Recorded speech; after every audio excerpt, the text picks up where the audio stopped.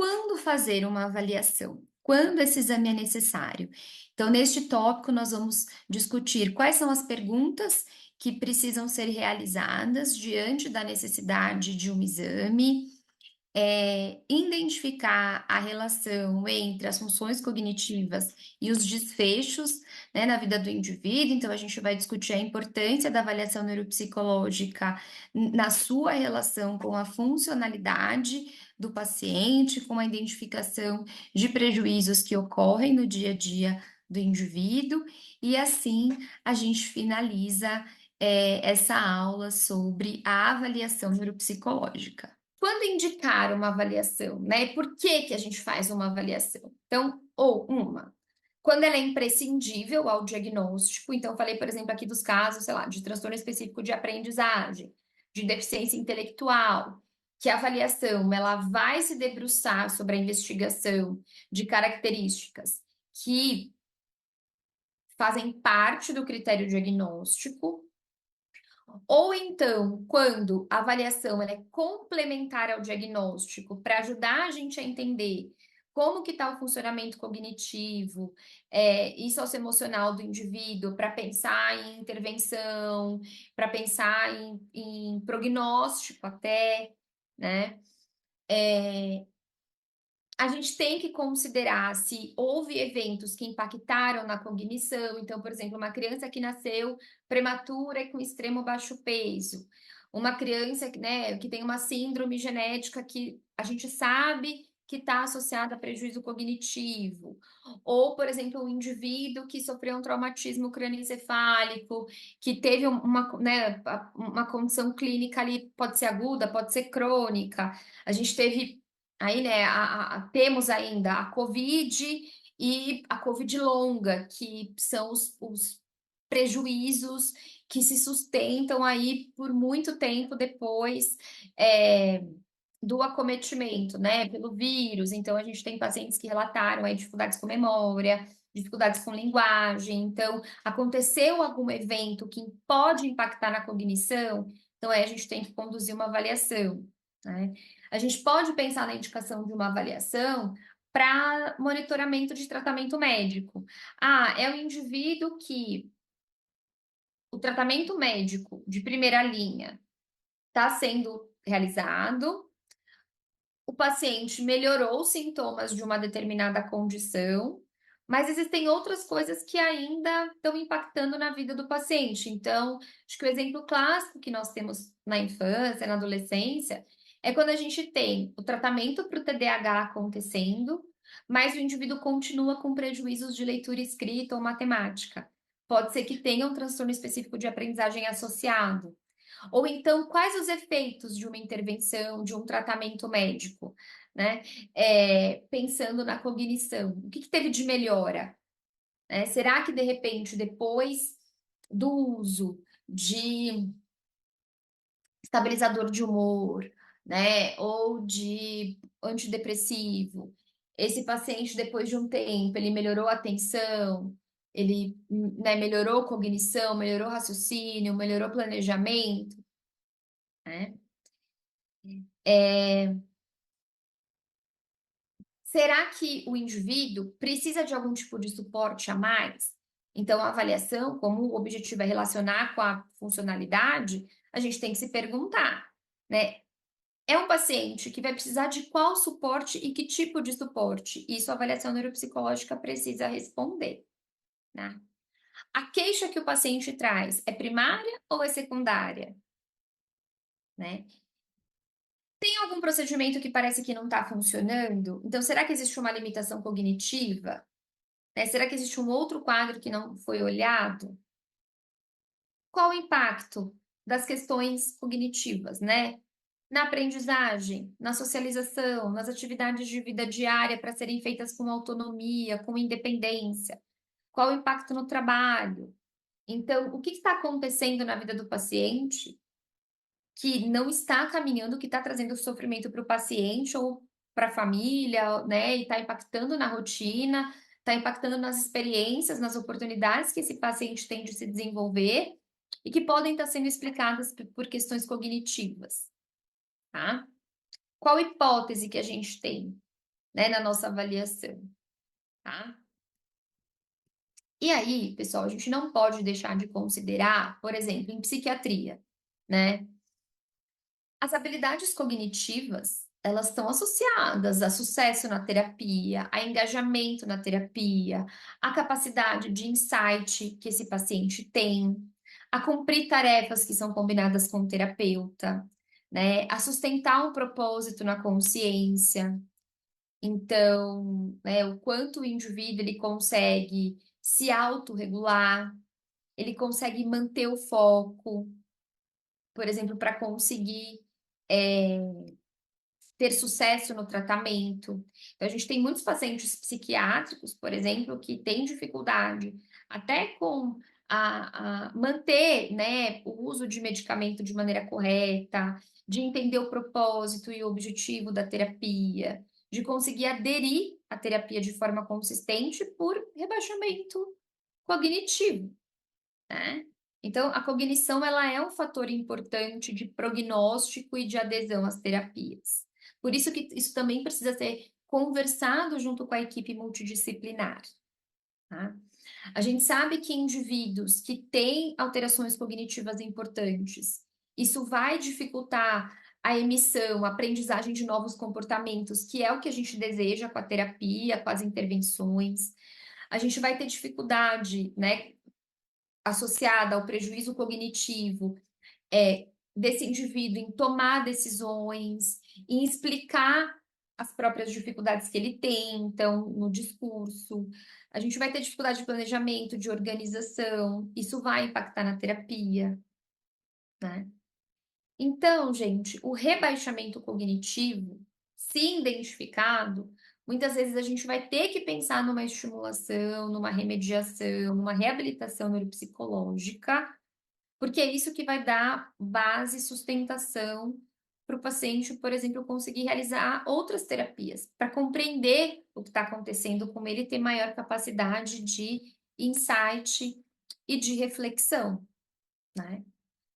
E é importante que a equipe possa discutir com, o profissional que faz a avaliação neuropsicológica, o quanto, por exemplo, a amplitude atencional do paciente impactou, né, por exemplo, desfavoreceu o desempenho dele em alguns testes.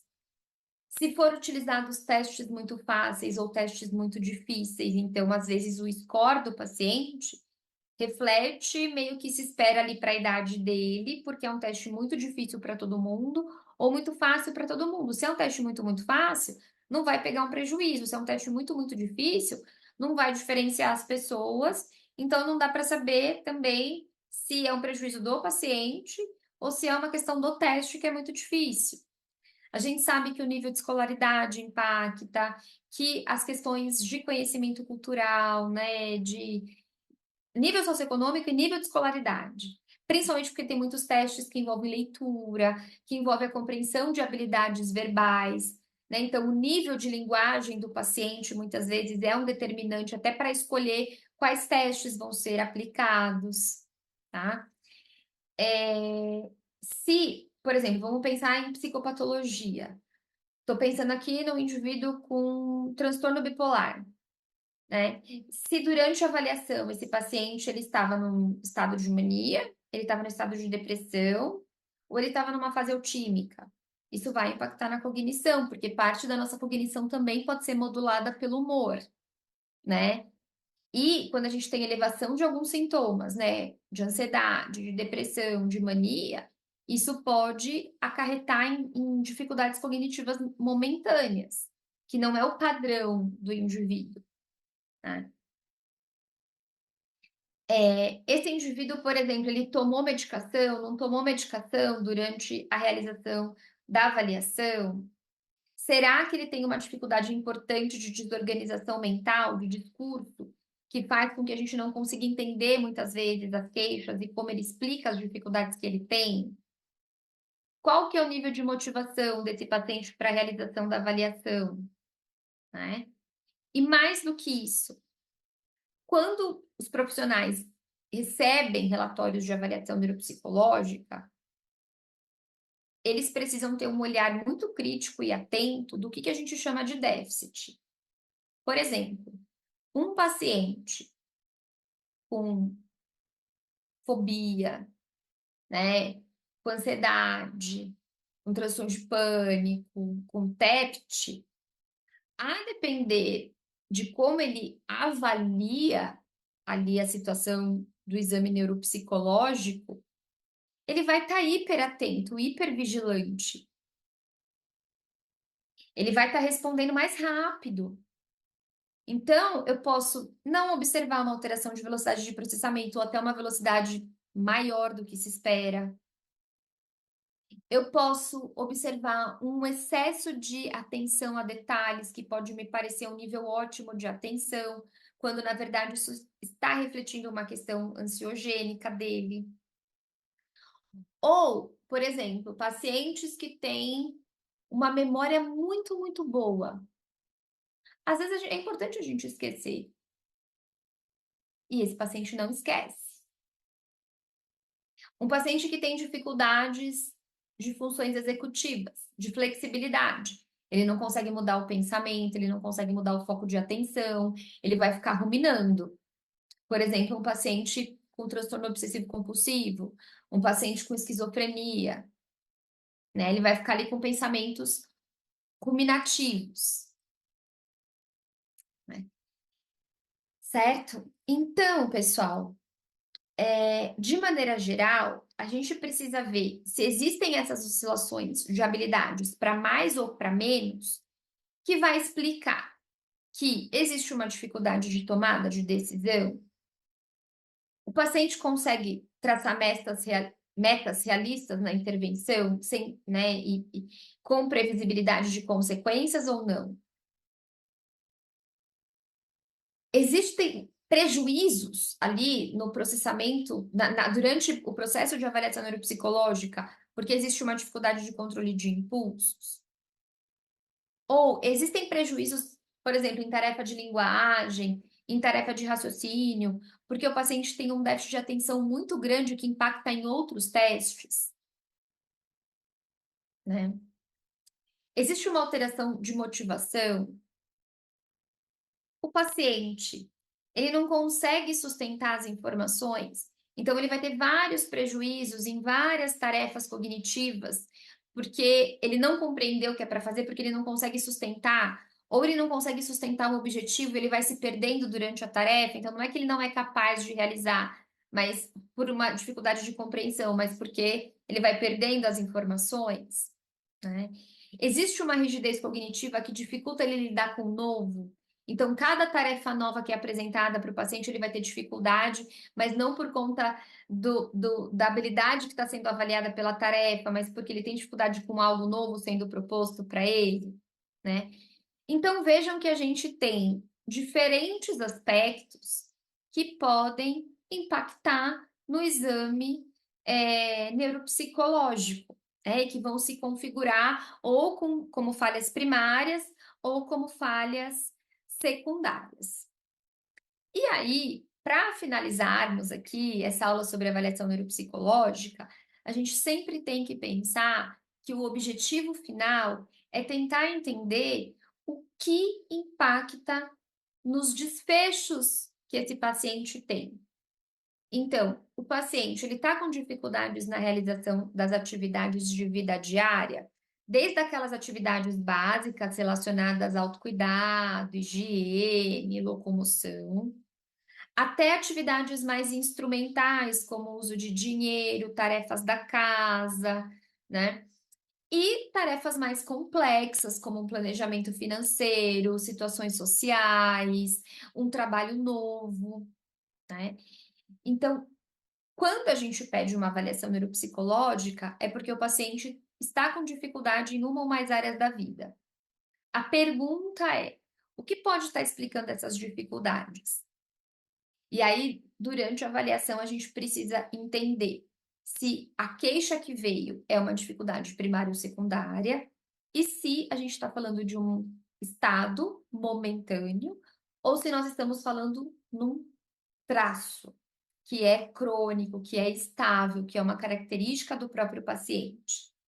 e destrinchar as diferentes habilidades para planejar uma intervenção, para verificar efeitos de uma intervenção, ou muitas vezes para auxiliar na determinação de um diagnóstico diferencial ou de uma comorbidade, considerando que nem sempre o prejuízo vem de um déficit, mas pode vir de excesso de atenção, de vigilância, de velocidade de processamento, que indicam funcionamento patológico. Então, é sempre pensando na funcionalidade que a gente vai considerar a necessidade de avaliação neuropsicológica. Pode ser em crianças, em adultos ou idosos, a gente pode ou não ter uma suspeita de um diagnóstico, nem sempre a avaliação é feita só quando tem um quadro clínico específico, né? Mas se tem a dificuldade de lidar com demandas do dia a dia.